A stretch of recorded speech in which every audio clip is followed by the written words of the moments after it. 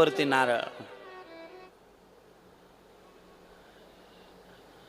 काही काही अर्धा तांब्या घेऊन, अर्धाच तांब्या कळश, कळशाचं पाणी शास्त्र आहे बरं. जोपर्यंत माहिती नाही तोपर्यंत ठीक आहे. आता हे कायम लक्षात ठेवा, कायम कळशाचं काम आपल्याला कायम पडतं. नवरात्रामध्ये कळश मांडता, सत्यनारायणाला कळश मांडता, घरामध्ये कळश मांडताना कळशात कधीच अर्ध पाणी ठेवायचं नाही. अर्ध पाणी ठेवलं की त्याचे विपरीत परिणाम होतात. आता कळशावर नारळ ठेवण्याचं सुद्धा शास्त्र आहे. आपण हे जे नारळ ठेवतो ना, हे सुद्धा तेवढं फलदायी नाही.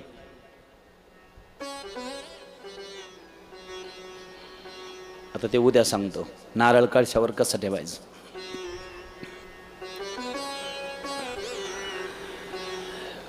ज्यावेळी करता त्यावेळी पूर्ण महाराज विधिवत जर केलं की त्याचं फळ मिळतं, म्हणजे मिळतं.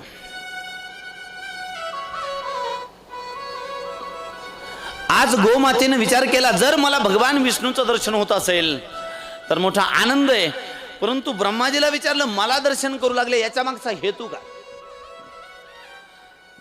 गोमातेला म्हणले एक काम आहे माझं तुझ्याकडे. म्हणले काय. भगवान विष्णूकडे मी गेल्यानंतर भगवान विष्णू विचारतील ब्रह्माजीनं या अग्निस्तंभाचा, या ज्योतिर्स्तंभाचा शेवट पाहिला का. त्यावेळी मी हो म्हणेल, केतकी पुष्प हो म्हणेल, आणि गोमाता तू सुद्धा हो म्हणायचं. गाय म्हणली मी हो म्हणेल, मला काय मिळेल. ब्रह्माजी म्हणले घरातली पहिली भाकर आजपासून तुला. म्हणून पूर्वीच्या मायमावल्या पहिली भाकर कोणाला द्यायच्या, गाईला, आणि शेवटची कुत्र्याला. आपल्याकडे शास्त्र आहे, पहिली भाकरी झाली की गाईला, शेवटची भाकरी झाली की कुत्र्याला. आता पहिली भाकरी डब्याला. डबा कोण खातो, नवरा. आणि शेवटची भाकर कोणाची, कुत्र्याची. कुत्र्याची कोण खाती, कुत्र्याची कोण खाते, मालकीन. आणि गाईची कोण खातं, मालक. मालक गाईसारखा गरीब झाला. मालक गाईसारखा गरीब झाला. तो ड्युटीन आला का ही सुरूच करते. तुम्हाला अक्कलच नाही, कळतच नाही. कधी सुधरायचे तर सुधरू. भाकर कोणाची, कुत्र्याची. भाकर कोणाची, कुत्र्याची. ती बोलल्याशिवाय.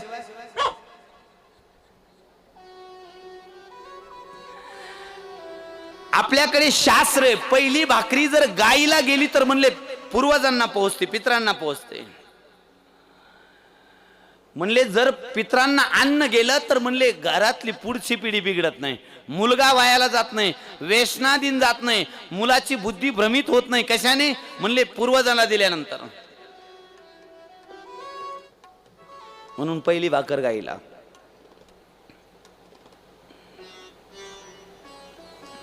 आणि शेवटची भाकर कुत्र्याला. या करता म्हणले शेवटची भाकर जर कुत्र्याला दिली तर घरामध्ये अपघाती कोणाचा मृत्यू होत नाही, अकाल मृत्यू होत नाही. म्हणून शेवटची भाकर कुत्र्याला. कुत्र्याला जर शेवटची भाकरी दिली तर म्हणले अपघाती मरण येत नाही. म्हणून शास्त्रामध्ये कुत्र दारात शुभ सांगितलं, घरात अशुभ सांगितलं. दारात कुत्र असावं, कुत्र दारात असावं, अतिशुभ आहे म्हणले दारामध्ये कुत्र. दारामध्ये कुत्र जर असेल तर म्हणले घरावर येणारं संकट, अकाल मृत्यू म्हणले त्या कुत्र्याच्या माध्यमातून टाळल्या जातो. म्हणून दारात कुत्र शुभ आहे, फक्त घरात अति अशुभ आहे. आणि आता कुत्र घरात आणि आई वडील दारात. शहरातली कुत्रे नशिबवान आहेत. काय पुण्य केलं होतं मागच्या जन्मात त्यांनी काय माहित.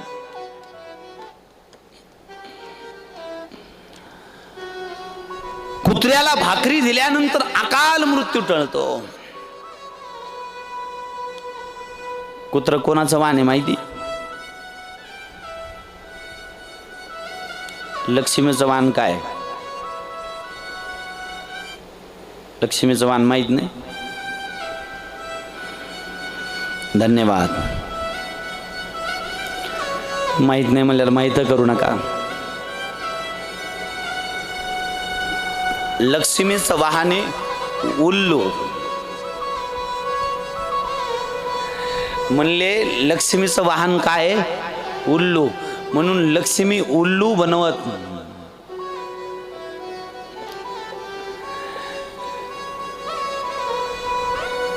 लक्ष्मीचं वाहन काय?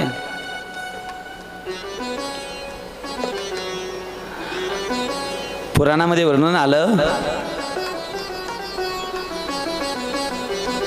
लक्ष्मीचं वाहन. विष्णूचं वाहन काय?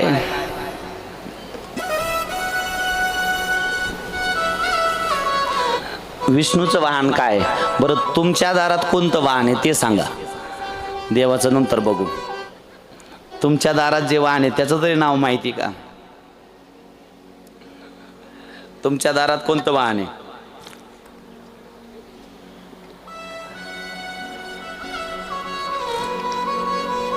भगवान विष्णूचं वाहन आहे गरुड. काय?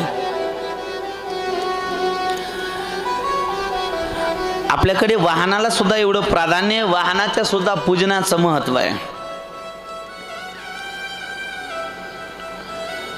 स्थिर लक्ष्मी जर प्राप्त व्हावी असं वाटत असेल तर शास्त्र म्हणतं, स्थिर लक्ष्मी प्राप्त होण्याकरता म्हणले या स्थिर लक्ष्मीने आपलं स्वरूप बिल्व वृक्षामध्ये सोडलेलं आहे.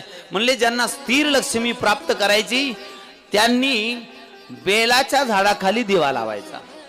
स्थिर लक्ष्मी करता कशा झाडाखाली दिवा? बेलाच्या. बेलाच्या झाडाखाली दिवा लावल्यानंतर स्थिर लक्ष्मी प्राप्त होते.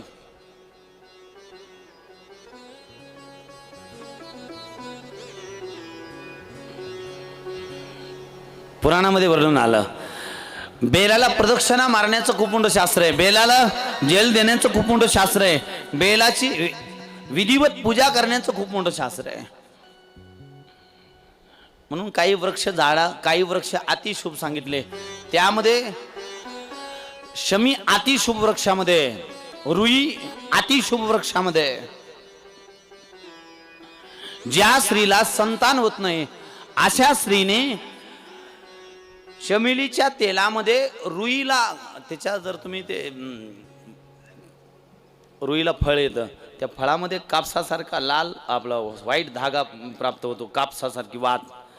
पुराणामध्ये वर्णन आलं, जर गर्भामध्ये मुलगा मरत असेल किंवा संतती होत नसेल अशा स्त्रीने रुई मधला जो सफेद कापूस आहे त्या कापसाची वात तयार करावी आणि चमेलीच्या तेलामध्ये ती वात लावून प्रत्येक सोमवारी किंवा प्रत्येक प्रदोषाच्या दिवशी जर चमेलीच्या तेलाचा दिवा महादेवाच्या मंदिरामध्ये जर लावला तर ज्या स्त्रीच्या गर्भामध्ये बालक समाप्त होतो तिचा गर्भ थांबून जाईल, गर्भामध्ये बालकाचा मृत्यू होणार नाही. केवळ कशाची बात?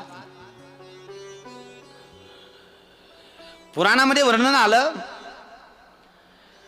रुईचं झाड 12 वर्ष जर एका जागी राहिलं, किती वर्ष? 12 वर्ष, तर त्याच्या मुळाला स्वयंभू गणपती प्रगट होतात. 12 वर्ष. रुई कळाली ना? 12 वर्ष जर एका जागी झाड ते राहिलं तर त्याच्या मुळाला स्वयंभू गणपती प्रगट होतात. आणि असे स्वयंभू जर गणपती प्राप्त झाले तर म्हणले त्याला सर्व सिद्धी प्राप्त होतात, त्याच्या सर्व मनोकामना पूर्ण होतात. जर असे गणपती मिळाले तर आवर्जून पूजा करा. परंतु 12 वर्ष ते झाड एका जागी, त्याच्या मुळाला स्वयंभू गणपती प्रगट होतात.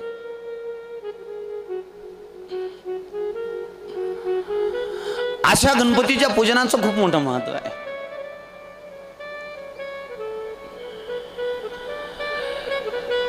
पुराणामध्ये वर्णन आलं, जर गर्भामध्ये बालक समाप्त होत असेल तर अशा स्त्रीने या रुईचे पुष्प भगवान गणेशावरती अर्पण करावेत.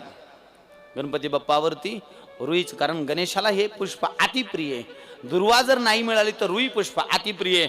भगवान गणेशाला शमीपत्र अतिप्रिय आहे. शमीची उत्पत्ती आणि रुईची उत्पत्तीच गणपतीसाठी आहे. मला वाटतं मी पहिल्या दिवशी कथा सांगितली, रुईची उत्पत्ती कशी झाली, शमीपत्राची उत्पत्ती कशी झाली, कथा सांगितली का नाही? सांगितली ना? रुईचं झाड कसं प्रगट झालं, शमीचं झाड कसं प्रगट झालं नाही सांगितलं नक्की का?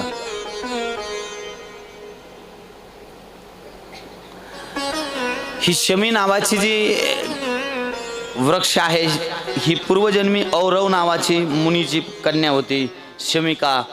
सांगितली का आता नाही ना? बरोबर मग सांगतो.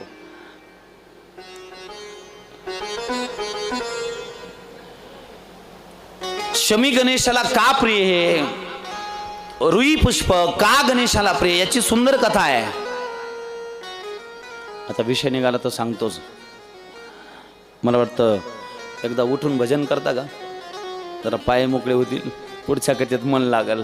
उठून उभे राहा, सुंदर भजन करा, नंतर कथा सांगतो. सर्वांनी उठून करायचं. शिव भजो रे शिव भजो रे शिव भजो रे बोला शंभू भजो रे शिव भजो रे शिव भजो रे शिव भजो रे बोला शंभू भजो रे शिव भजो रे शिव भजो रे शिव भजो रे बोला शंभू भजो रे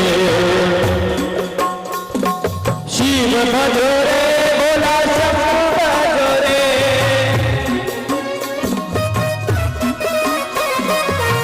शिव भजो रे बोला शंभू भजो रे शिव भजो रे शिव भजो रे हे भोलेनाथ सुबोध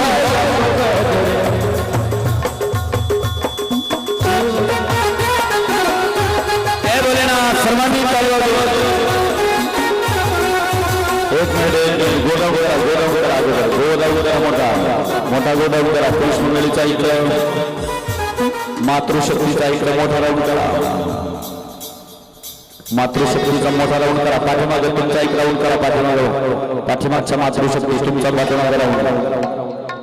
सर्वांनी आनंद घ्यायचा आहे. जे शिवकथे आनंद घेतो त्याच्या घरात वर्षभर आनंद होतो.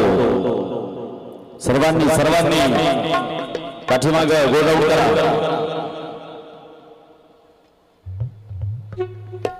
शिव भजो रे शिव भजो रे शिव भजो रे बोला शंभू भजो रे शिव भजो रे शिव भजो रे शिव भजो रे बोला शंभू भजो रे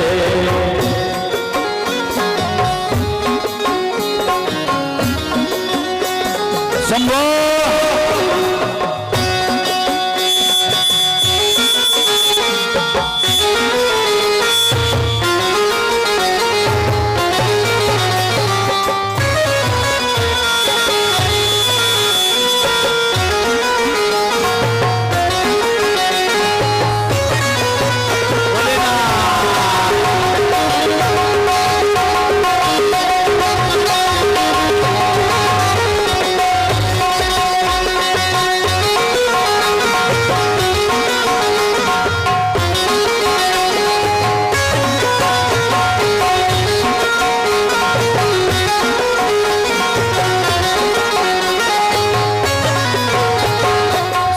भजो रे शंभू भजो रे शिव भजो रे शंभू भजो रे शिव भजो रे बोला शंभू भजो रे शिव भजो रे बोला शंभू भजो रे शिव भजो रे शिव भजो रे शिव भजो रे बोला शंभू भजो रे शिव भजो रे शिव भजो रे